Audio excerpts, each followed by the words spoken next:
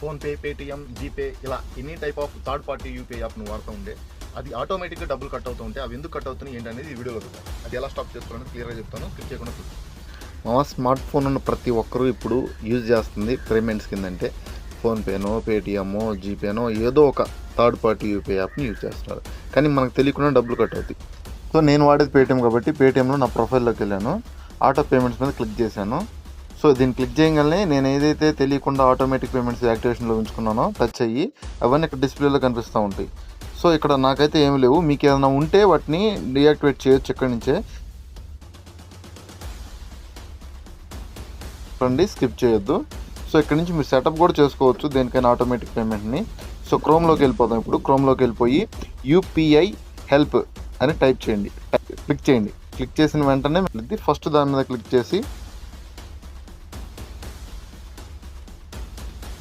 ఇక్కడ మీ phone number enter చేయండి.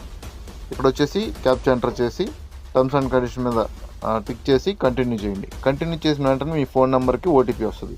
ఆ ఓటీపీని ఇక్కడ ఎంటర్ చేసి ఓకే చేసిన వెంటనే ఇక్కడ మీ ఫోన్ నెంబర్ మీద ఎన్ని యూపీఐ ఆటో పేమెంట్ యాక్టివేషన్లో ఉన్నాయి ఇవన్నీ ఇక్కడ డిస్ప్లే అవుతాయి. వాటిని రీవోక్ చేసేయండి. రీవోక్ మీద కాదు, రీవోక్ చేసేయండి, అవి డీయాక్టివేట్ అయిపోతాయి. ఓకేనా? Thank you.